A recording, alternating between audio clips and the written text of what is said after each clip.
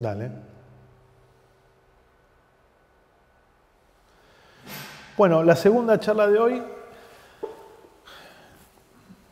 no está tan difundido como la ecografía pulmonar, tal vez alguno de ustedes conozca algo de este tema, pero vamos a charlar un poquito de la utilidad de la ecografía para utilizarla en la asistencia en la intubación y la extubación del tubo orotraqueal. Así que, en primer lugar, ustedes son expertos en esto, yo no les voy a explicar qué es lo que se necesita. La verdad es que, por lo general, el manejo adecuado requiere de un equipo multidisciplinario y este equipo multidisciplinario debe estar conformado, por lo menos en la terapia intensiva, tratamos de que haya un kinesiólogo, el médico que va a hacer la laringoscopía, que esté el enfermero ahí ayudándonos, asistiéndonos, tener el respirador seteado, tener distintos diámetros de tubo, la caja de vía aérea dificultosa, que tenga una máscara laringea, dispositivos para enhebrar la vía aérea y poder oxigenar al paciente, los fármacos como los hipnóticos, los relajantes neuromusculares. Bueno, en fin, tenemos videolaringoscopio, fibrobroncoscopio, etc. Ustedes son expertos en esto, pero hay algo que nadie piensa nunca y es en tener el ecógrafo ahí al lado. Y lo interesante de esto es por qué uno debería tener el ecógrafo al lado. Y bueno, lo cierto es que ya saben que hay muchos en todas las unidades cerradas, en quirófano cada vez hay más. Y si ustedes lo piensan, la gran utilidad es que es el único monitoreo que me va a permitir a mí ver en tiempo real que estoy metiendo el tubo en el esófago. El único, no hay otro.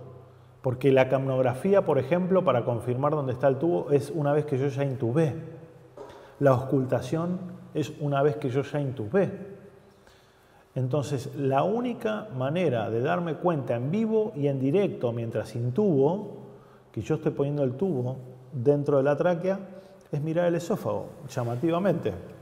Y es un método útil porque obviamente ya sabemos que no es invasivo, como puede ser la fibrobroncoscopía, que es el otro método con el cual yo podría ver en tiempo real cómo pasamos el tubo. Entonces, a favor sobre la fibrobroncoscopía, que yo estoy utilizando un método que no irradia al paciente y que no es invasivo. El equipo que necesito es un transductor lineal, porque obviamente en el cuello tenemos la necesidad de utilizar poca profundidad. La profundidad entre 3 y 4 centímetros vamos a estar bien y vamos a estar discretamente de la tráquea, o sea, mirando a la tráquea nosotros, de frente, discretamente a la, si bien digo, derecha del paciente. Está mal en la filmina, el esófago discurre discretamente hacia la derecha del paciente y fíjense que esta es la forma en que yo voy a poner el transductor haciendo un eje corto de la tráquea, como lo pueden ver acá, un eje corto de la tráquea. Y la tráquea, fíjense que como está llena de aire, miren lo que tiene, lo que charlábamos hace un ratito, las reverberancias.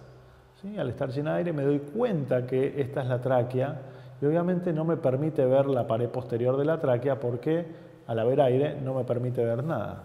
Pero si uno observa de este costado, tengo algunas estructuras que llaman la atención. Estas estructuras vasculares, acá está la tiroides y esto que ven acá en violeta en esta imagen es el esófago. Al mismo tiempo también puedo hacer una evaluación en un eje largo y de esta manera poder ver los distintos cartílagos o membranas con los que me voy a ir encontrando y eso nos sirve más a nosotros los médicos de terapia intensiva cuando vamos a hacer, por ejemplo, una traqueostomía percutánea para ver si no estoy haciendo la traqueostomía en la membrana cricotiroidea y en realidad en vez de hacerle una traqueostomía le estoy haciendo una cricotomía.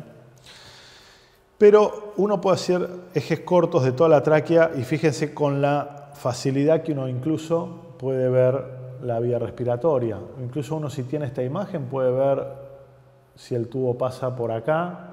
Vamos a ver con facilidad. Fíjense cómo se ven las falsas cuerdas vocales, el cartílago tiroides acá arriba. Por acá tendría que pasar el tubo, ¿no? Muy parecida a lo que nosotros logramos ver cuando hacemos la laringoscopía. Y en el eje largo, fíjense, los cartílagos se ven más oscuros porque tienen un contenido más acuoso, y entre el cartílago cricoides y el cartílago tiroides tenemos la membrana cricotiroidea. Esto es caudal, ¿no? Y después del cartílago cricoides empieza la tráquea, ¿sí? Fíjense, tengo el cartílago cricoides y acá tenemos los anillos traqueales. Entonces, cuando yo voy a ver en dónde hago la traqueostomía, por lo general lo hago entre el tercer y cuarto anillo traqueal. Ahí tenemos la glándula tiroides, les marqué con las líneas, con las letras anillo 1, anillo 2, anillo 3, anillo 4, anillo 5, etc. En un paciente que era bien flaquito, siempre el transductor hacia cefálico, ¿no? Con la muesca que la vamos a llevar hacia cefálico, en línea media. Y acá otra vista del esófago. Fíjense que tengo la tiroides acá, con la carótida, la yugular y el esófago acá. De esta manera, la forma que yo puedo darme cuenta que es el esófago es pedirle al paciente que trague saliva, y de esa manera van a ver como que hay un peristaltismo y pasa un poquitito de líquido en esa región que les estoy marcando como el esófago. Ahora, ¿qué evidencia tengo? Y Chow diagramó un protocolo que se llama protocolo TRUE de evaluación en la resucitación de los pacientes que tenían paro cardíaco, y todas las intubaciones fueron observadas por capnografía versus ecografía, ¿no? Y fíjense que los resultados fueron los siguientes. Les describo un poquito la tabla. Pacientes que intubaron fueron 112, algunos sin paro cardíaco y otros con paro cardíaco. En total, 83 más 29 son 112. Y intubaciones que terminaron en la tráquea versus intubaciones que terminaron en esófago. ¿Ok? De 112 casos, hubo 17 intubaciones esofágicas, ¿ok? Y 95 intubaciones traqueales. Y fíjense, esto es lo que es muy bueno, que cuando hicieron el ultrasonido, o sea, lo que básicamente hacían era mirar el esófago y ver si, obviamente, como el tubo adentro tiene aire, si yo pongo el tubo dentro del esófago, voy a tener dos tráqueas. Y encima, como voy a estar mirando el esófago todo el tiempo, si el esófago aparecen reverberancias como líneas A, voy a saber que acabo de meter el tubo adentro del esófago. Entonces, bajo este principio, fíjense que detectaron de las 95 intubaciones traqueales, detectaron 94 de las 95 intubaciones traqueales. Una sola les dio que era, obviamente, un falso positivo que pensaron que estaba en el esófago cuando en realidad estaba en la tráquea. Y ahora fíjense que de las 17 intubaciones esofágicas que tuvieron, 16 las diagnosticaron. Y una sola pensaron que estaba en la tráquea y no estaba en esófago.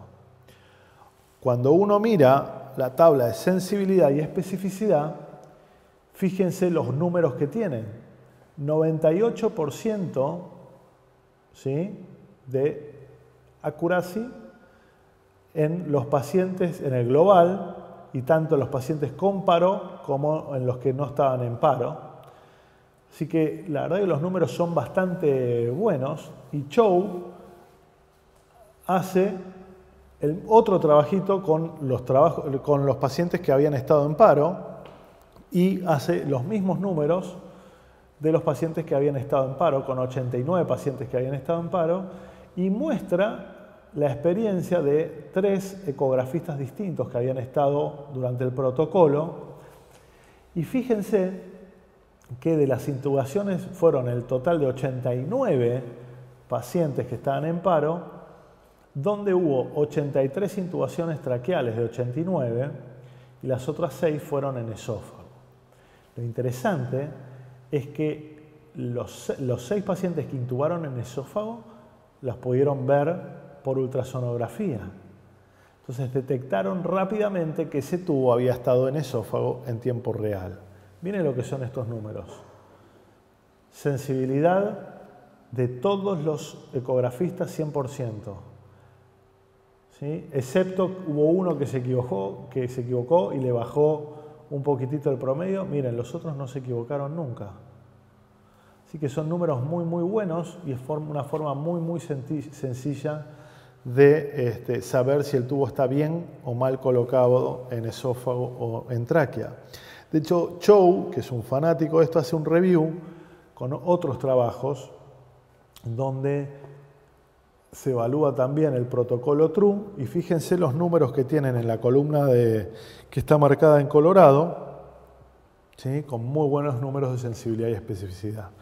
Así que si lo tienen al alcance de la mano, mi recomendación es que lo utilicen, por supuesto 2 operadores, porque el que está haciendo la laringoscopía no se va a poner a mirar el ecógrafo, pero que el otro le confirme, sí, mira, no lo pasaste por esófago. Ahora, por otro lado, también ustedes que están muy atrás de esto, pueden evaluar si hay riesgo de broncoaspiración o no hay broncoaspiración. Y Amada hizo un estudio transversal prospectivo de 55 pacientes en terapia intensiva, donde solamente les midió la sección transversal del antro gástrico por vía ecográfica.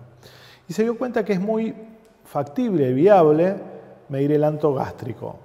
¿Cómo vemos la evaluación del estómago? Es fácil, el estómago por lo general, si el paciente está en ayunas, no lo vamos a ver. No lo vamos a ver, vamos a ver aire y obviamente cuando hay aire no nos va a permitir ver qué hay posteriormente, pero si uno va a ver el antro como se evalúa en esta imagen de acá en la A o el cuerpo gástrico como podemos ir a verlo acá, si hay líquido, que el líquido se vea anecoico como digo siempre, vamos a ver que el estómago está cargado con líquido y a veces nos pasa en los pacientes que están con ilio, que tienen un síndrome suboclusivo o un síndrome oclusivo y uno le hace la ecografía de abdomen y ve que tiene todas las asas llenas de líquido e incluso llega hasta el estómago y tiene todas las asas llenas de líquido.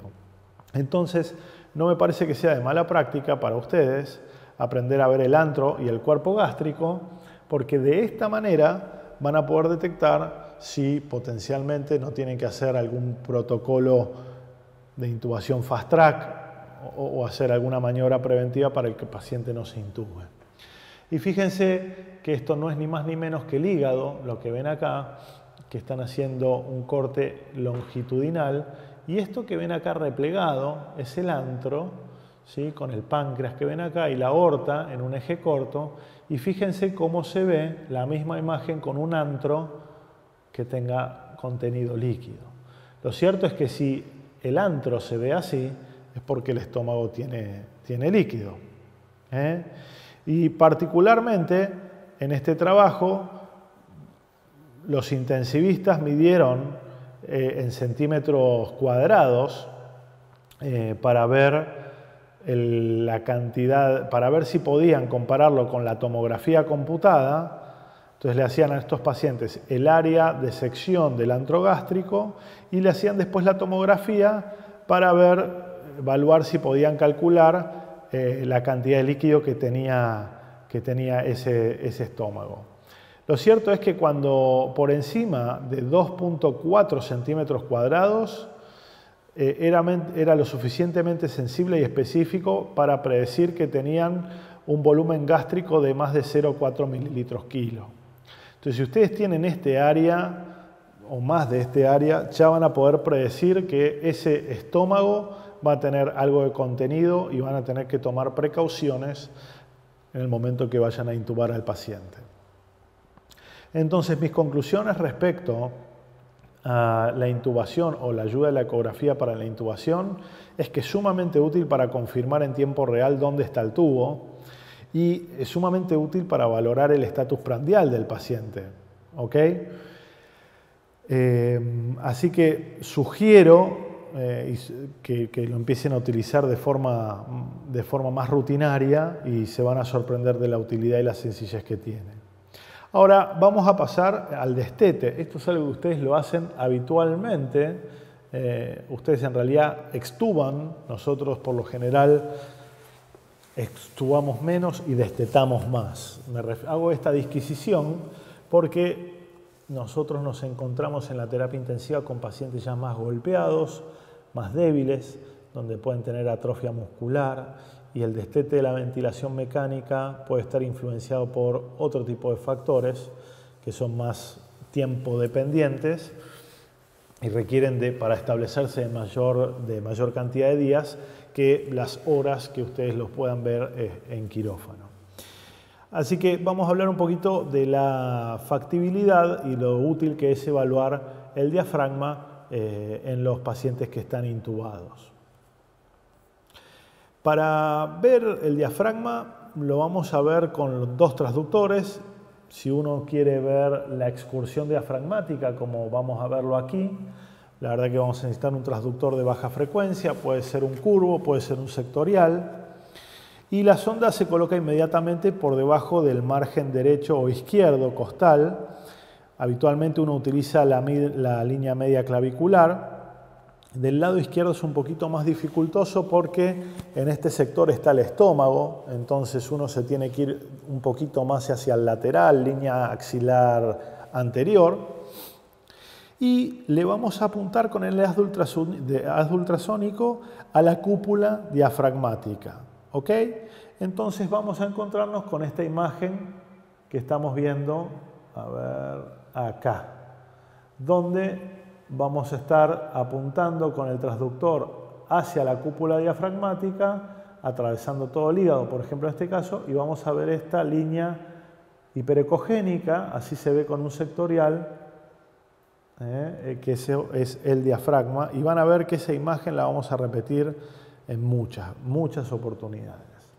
Lo otro que es muy útil, no solamente ver la excursión, fíjense acá, cuando el paciente inspira, el diafragma se acerca al transductor y cuando exhala, el diafragma se aleja, ¿sí?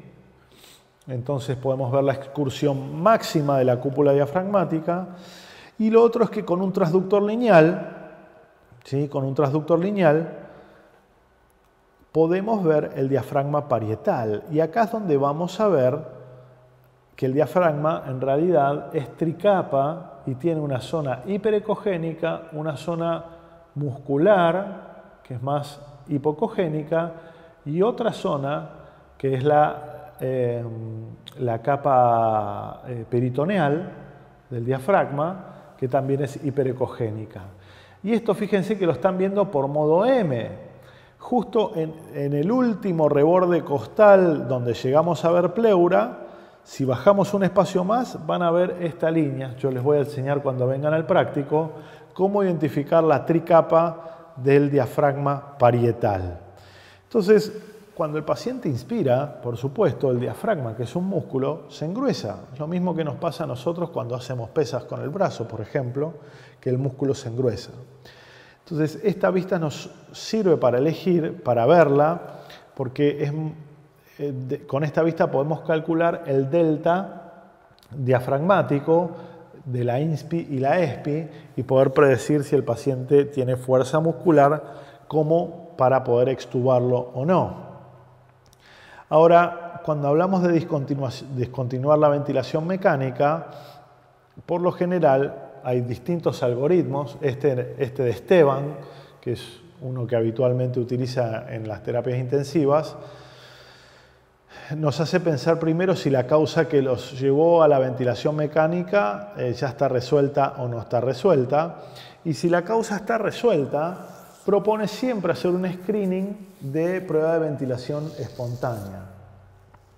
Puede ser que la prueba de ventilación espontánea, perdón, se haga un screen de función respiratoria y si hay condiciones como puede haber buena PAFI, por ejemplo, estabilidad hemodinámica, uno progrese en las condiciones de destete, como puede ser que estas condiciones no estén marcadas, seguimos teniendo inestabilidad hemodinámica, seguimos teniendo PAFI baja, entonces en este caso la recomendación es continuar con la ventilación mecánica. Ahora puede ser que las condiciones para el destete estén dadas, entonces uno todos los días debe intentar hacer un trial de ventilación espontánea que puede ser en tubo en T o en presión soporte. El trial de Esteban lo hice con presión soporte de 7 para eliminar las resistencias que puede ocasionar el tubo orotraqueal. Y ahí uno tiene distintos parámetros, como pueden ser la frecuencia cardíaca, la frecuencia respiratoria, para ver si el paciente tiene tolerancia o no tiene tolerancia para la extubación. Si no hay signos de intolerancia, uno procede a extubarlo, pero si hay signos de intolerancia, entonces uno podría trabajar al paciente kinésicamente para tratar de hacer un retiro más gradual del tubo orotraqueal. Ahora, predictores para el destete hay un montón y están basados en distintos parámetros. Hay predictores, por ejemplo, gasométricos, como puede ser la PaFiO2, el A sobre A, el A-A, la DPDT, como puede haber capacidades de los músculos respiratorios, capacidad vital, Pimax, complacencia, resistencia, ver si tiene un volumen minuto adecuado el paciente, o hay otros predictores como pueden ser índices integrados, como pueden ser que evalúan ya resistencia, oxigenación, capacidad muscular, como puede ser el CROP o el F sobre BT, que es un índice diseñado por Tobin, el core índice, etc.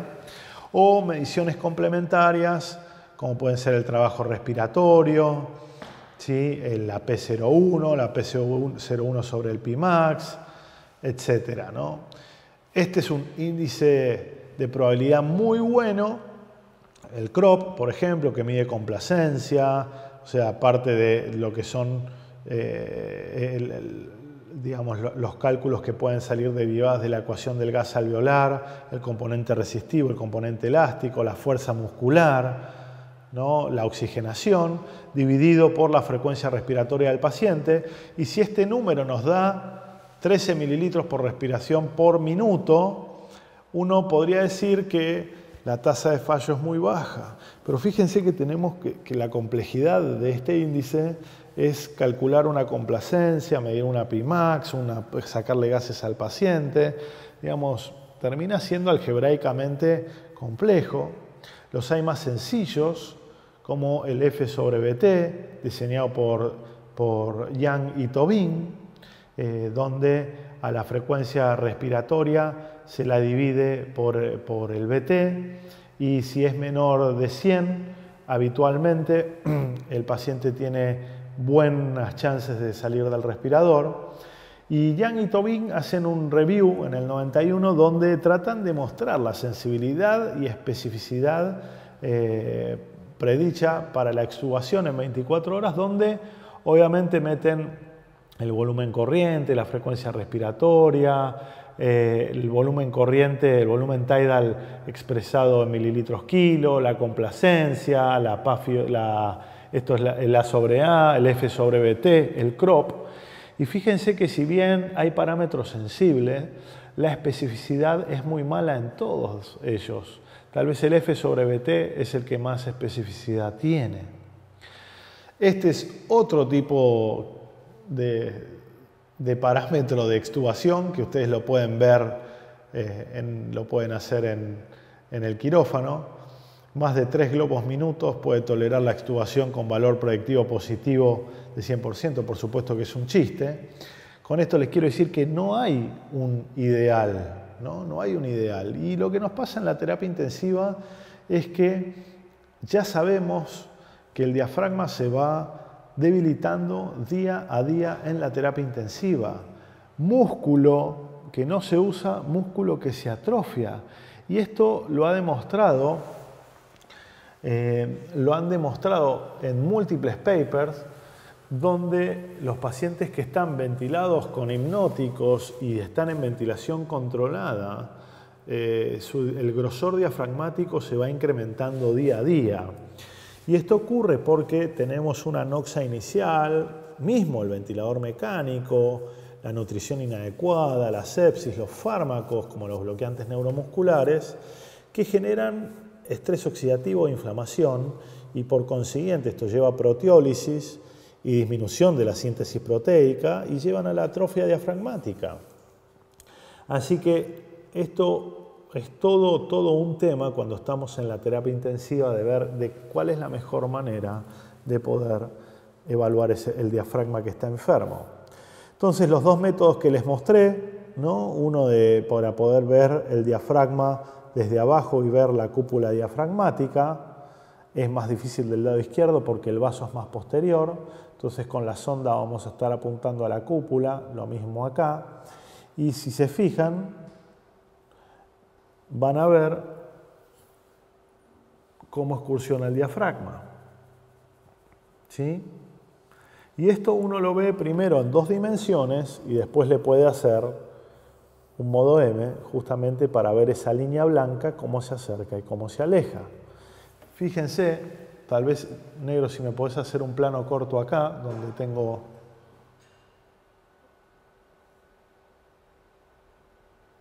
Ahí está bien. Fíjense que yo tengo, esta es la línea diafragmática y el modo M está pasando por la línea diafragmática y la línea diafragmática se mueve con la INSPI y con la EXPI la inspiración se acerca al transductor y se aleja en la expiración. ¿Ok? Ahora, alejame el plano.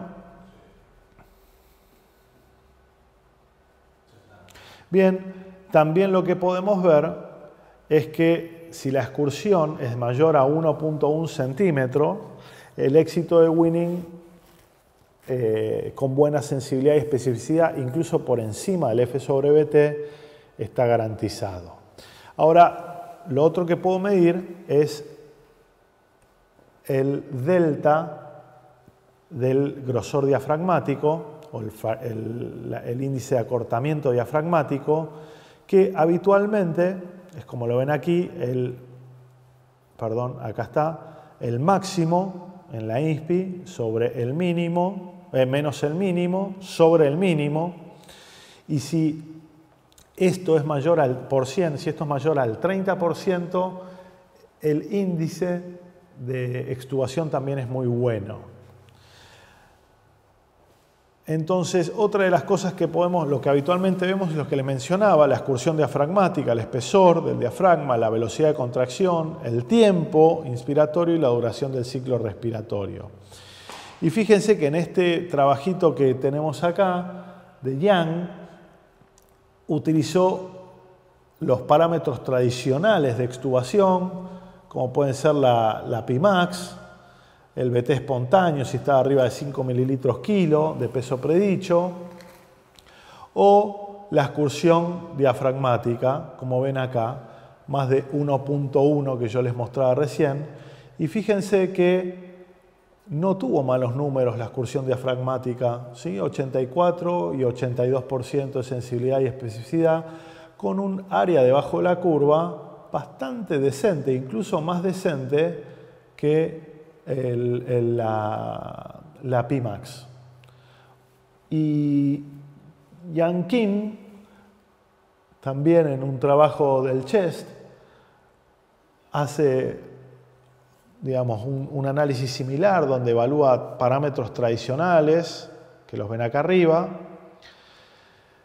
versus parámetros diafragmáticos, como podemos ver acá, donde también midió excursión diafragmática y los números tampoco son tan malos.